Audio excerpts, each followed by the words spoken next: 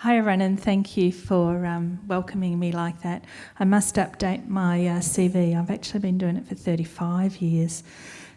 See the grey?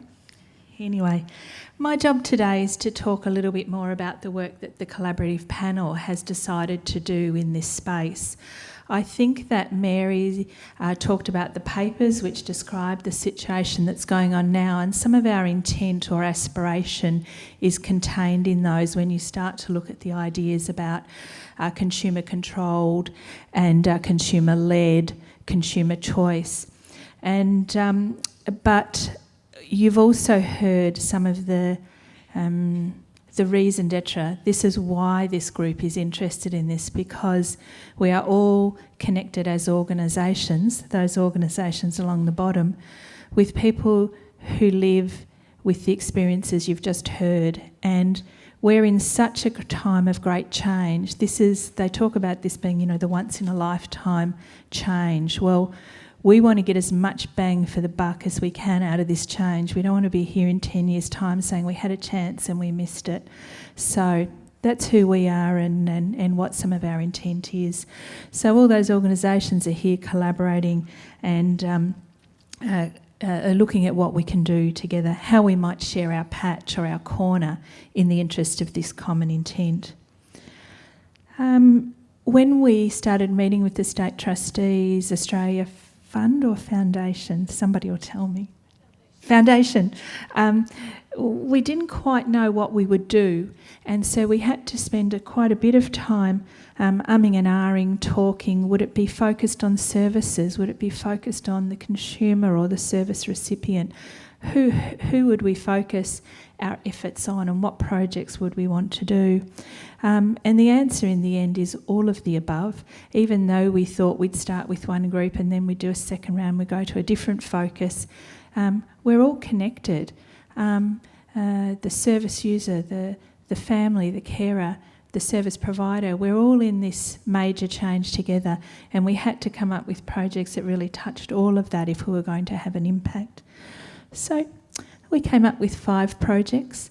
One looks at communities of practice, and I'm going to go through a slide each and just give you a bit of a flavour for what they are. One looks at good practice case studies and cost analysis. Another one's looking at promoting the exercise of consumer choice and control. And one looking at cross-sector resource sharing. And a 5th one, which I'm sorry I'm not going to be able to give you a lot of detail on, is Sue Hendy here. Sue, sister, sorry, I can't give a lot of detail on your project, but I'm going to mention it, and as Sue waved, she's up there at the Carers Vic stand at the moment, she'll be more than happy to talk to you about how that's shaping up in the coffee break. So the first project, which will be led by NDS, National Disability Services Victoria, will look at communities of practice. All 5 of the projects fit together like a jigsaw puzzle, but NDS took on the lead to bring together groups who would be, the idea to bring together communities of practice to think about this new emerging service system. NDS will be running this project, and Sarah is the lead, I understand, but David's here today right down the front and would also be able to talk to you about the project. The idea is that they'll create a bit of a backbone and start to create some shape for these communities of practice. Communities of practice bring people together with common interests, and they often start to generate their own knowledge, and they start to have knowledge that can impact on service system development in really profound and fundamental ways. But they don't happen on their own, they need quite a bit of support. So NDS is going to kick this process off, and as you can see, over quite a long period of time and with quite a few groups, really 4 in it when you're starting something new, they're going to really test out what we can do with this. And the idea is that communities of practice will inform what happens over the next 3, 4, 5 years as we undergo such change. One of the other ones was, Matthew's already alluded to this. This project is to look at good practice case studies and cost analysis. So when you're in a period of change, you don't want to throw out the baby with the bathwater, and there are always good and excellent examples of practice. And what Matthew's group through AFTO will do, they're looking to undertake some desktop research, some analysis, and document some of that really good practice so that seeds the thinking going forward. I think at this time I might just say that all of these groups will have some kind of reference group, and they will all work across all areas. They'll work across ageing, disability, mental health. They're informed with thinking from Ethnic Communities Council Victoria, for example, and Carers Vic. So we're going to be quite ambitious with our projects and seek to bring a broad range of stakeholders into each of the advisory groups and to share our findings with a broad range of people. So if you really like something, write down the contact number and email somebody and say, I like that, how do I get into that? How do I get in on that act? The third project's one that VicServe will be leading on. We each chose an area where we already had expertise so that we could sort of springboard off something that we already felt we had some capacity in. And VicServe is lucky enough to have a training unit. And so we started to put together the idea that it's all very well to say we're going to have consumer choice and we're going to do consumer leading, but if you haven't had that before, how do you go from 0 to 100 overnight?